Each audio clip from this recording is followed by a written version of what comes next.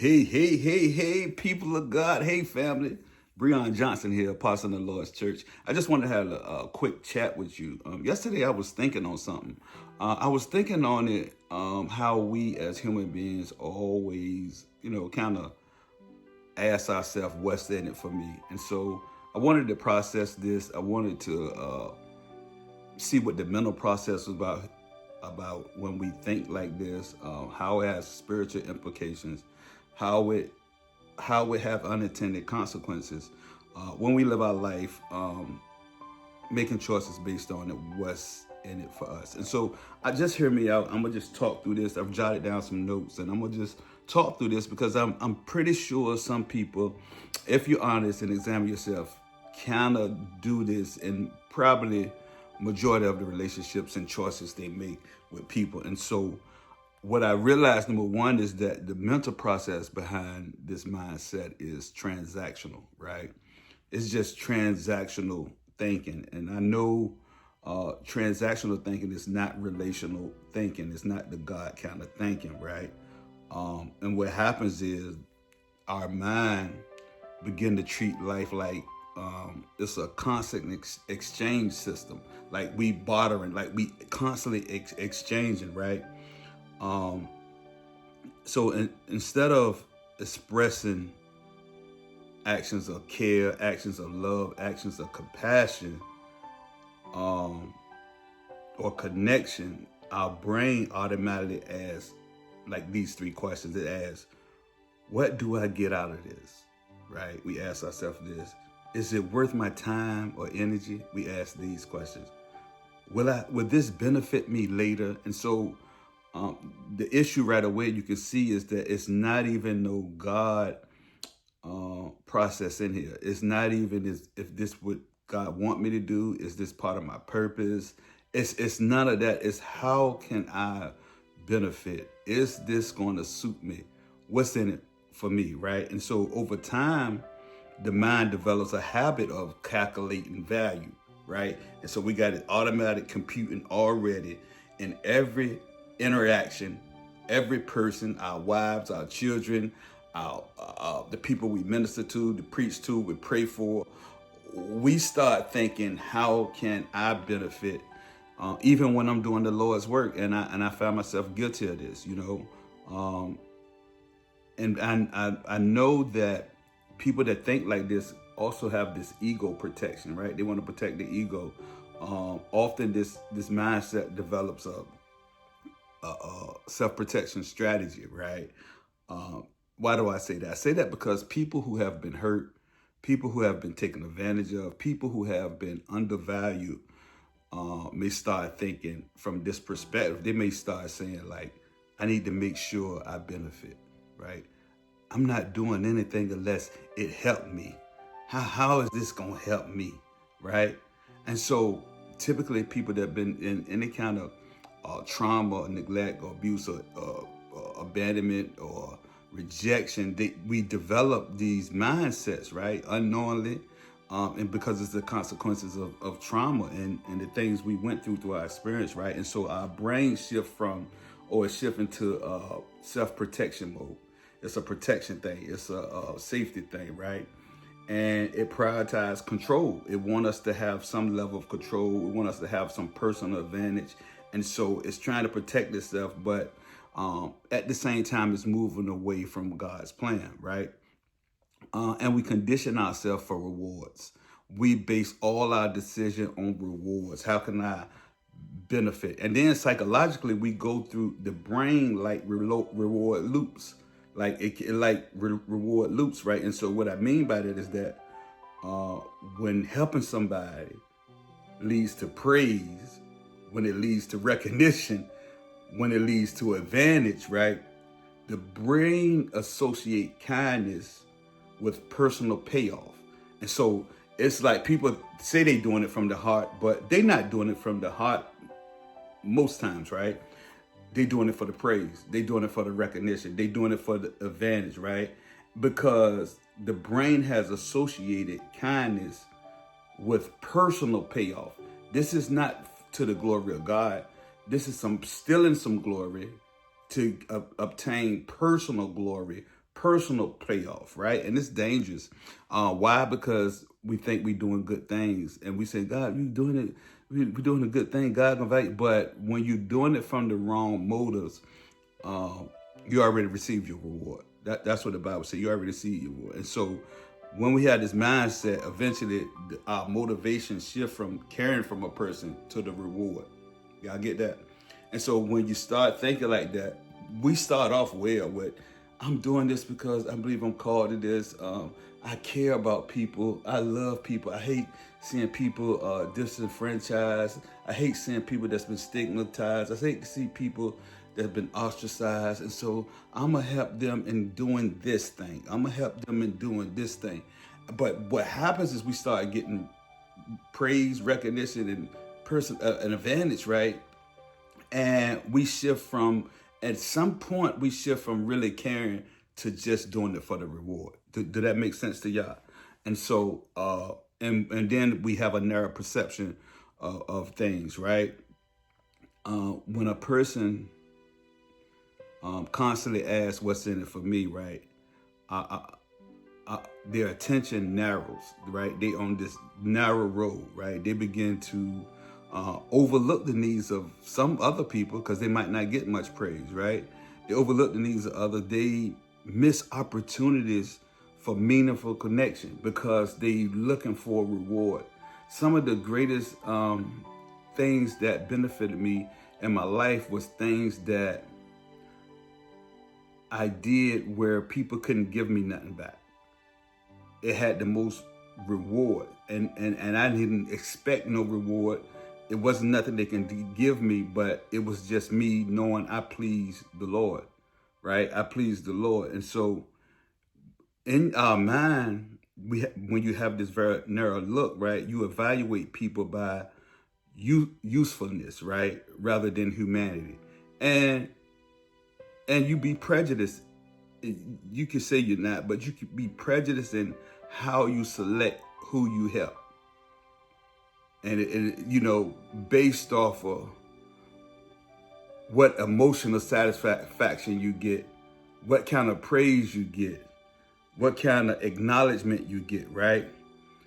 And so the relationships unintentionally, I'm not saying nobody do this intentionally, I'm saying the relationships unintentionally become strategic rather than authentic. And so you start to calculate who you help, what you do, where you serve, where you go to church at. All of these things are not authentically happening by you being led by God.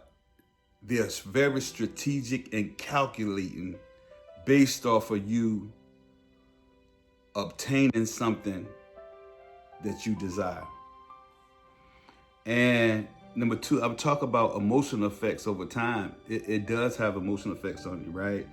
A purely self-benefit mindset can shape your emotional life. It can shape your emotional life, right? And it can have some possible internal effects, is what I found, right? And so you could have difficulty feeling genuine empathy for people when you think like this. You could it cause you to be suspicious of other people's motives. You won't be discerning, you'll be suspicious. You'll reduce the sense of community when you think you're not benefiting, right? And you'll isolate. Despite your social interaction, you'll have social interaction, but you still be isolated and closed off emotionally, right? And you'll have chronic comparison and competition. You'll see people that you're supposed to be partnering with as competition. You'll see people that's on your same team, on your same church, in the same ministry, that you'll see as competition because you're chronically comparing it. You're supposed to be partners for a greater cause, but you don't want to be partners because you like the limelight. You like the glory, right? And so we talked about this mindset of protecting yourself, this survival mindset, right? The thing about that is it can lead to less fulfillment in life. You'll have less fulfillment and a deeper loneliness because you're not authentically and genuinely connected to human beings because you operate on a reward system, right? And there's spiritual consequences because of this, spiritual implications that in a negative way, right? We know in biblically service, humility, and interconnectedness is what God said we are made for. We made to worship. We made to be connected. It's not good for man to be alone, right? The greatest among you is a servant. If you humble yourself, God exalts you in due time. So we know these kind of things, right? And so we're going totally the opposite way, although we go to church and we say we're in ministry, right? So when every action is filtered through self-benefit, several spiritual changes can emerge, right? The weakening of compassion, right? Compassion requires the ability to care without expecting return. That's compassion requires the ability to care without expecting return. And so when you think like that, it weakens your compassion. You end up having no compassion, right? When self-benefit dominates, right? Compassion may become conditional. You got conditional compassion because you waiting on a benefit, right? The other thing is this, look, you get disconnected from your purpose. When you're talking about what's in it for me, you get so disconnected from your purpose, right? We know that spiritually people find a lot of meaning in giving, contributing to the world, and uplifting others, right? Spiritually, that helps us, that develops us, that brings us closer to God and connected to people, right?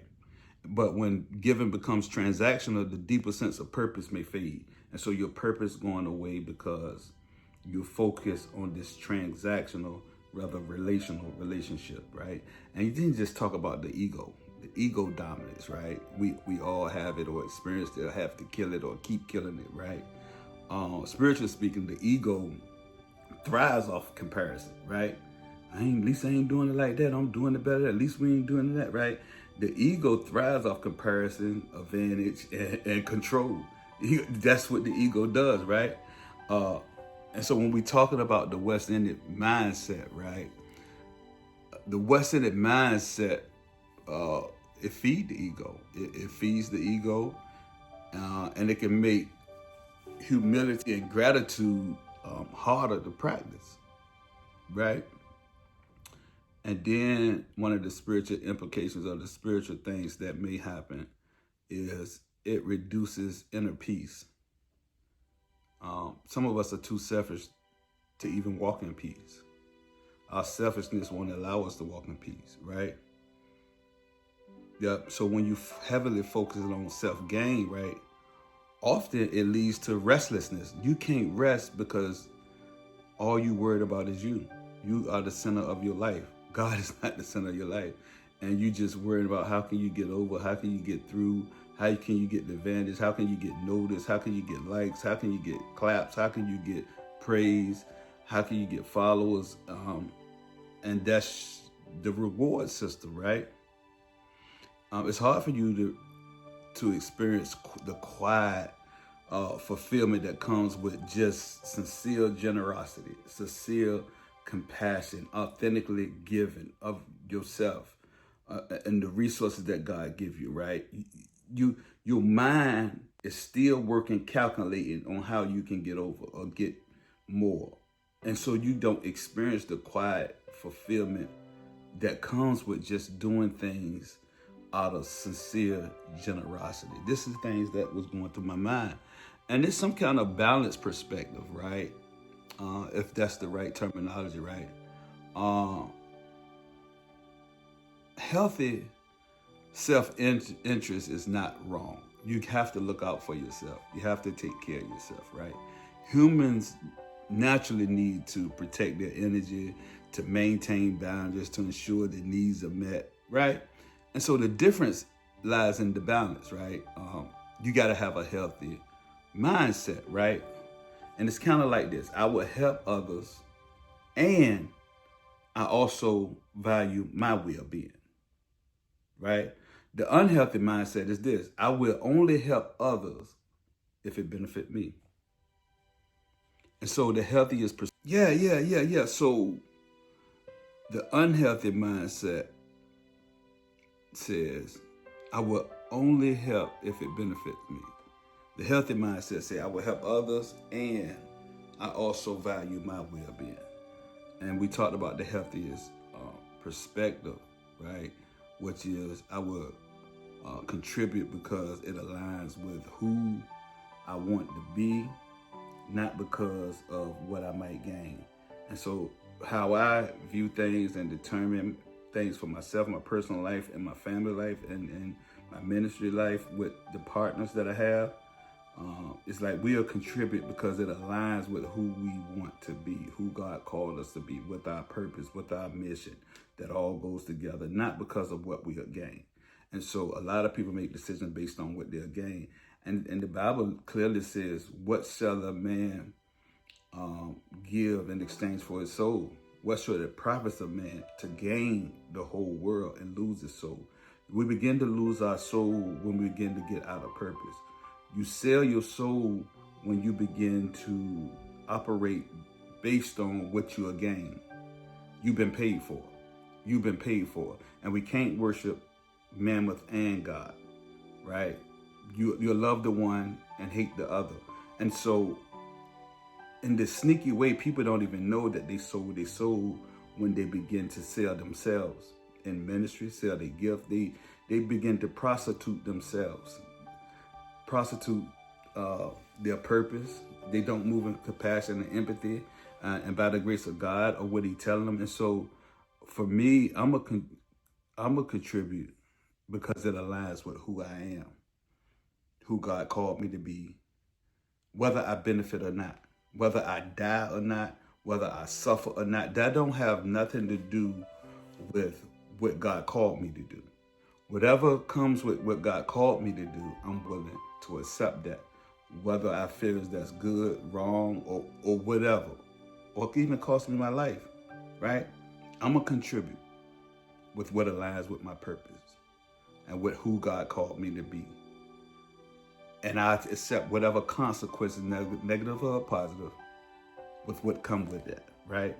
And so we got to have a transformative shift in our mindset, how we think, right? When I know that when people move beyond the constant self-benefit questions that they ask themselves, right? The inner compass begin to change. Something begin to happen down on the inside, right? And so it's no longer that, what do I get? It changed to who do I want to be? Because until Christ is formed in you, that's the goal, right? Not what you get, not how big your church is, not how many followers you got, not how many bookings, how many bookings you get, no matter how many churches you went to, but until Christ is formed in you, who do I want to be? Not what do I get, right? And so when this shift happens, this transformative shift happens, right? It brings about deeper relationships. You can have deeper relationships with people, with family, with children, with husbands, with wives, right?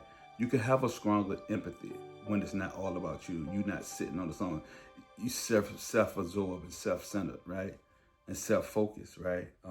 You can have a peace because God can provide for you. If He take care of the sparrows, how much more would He take care of you? Take no worry for tomorrow. For tomorrow have his own troubles, right? You'll have a stronger sense of meaning. This life, you'll have such a gratitude for life itself, people itself, God Himself, right? And so your relationships will get deeper. You'll have this interconnectedness, which God determined from the beginning. You'll have stronger empathy. You'll have greater peace and a strong sense of meaning in your life, right? And then helping love others become less about exchange, right? And more about alignment with values and with character, according to the purpose that God has given you.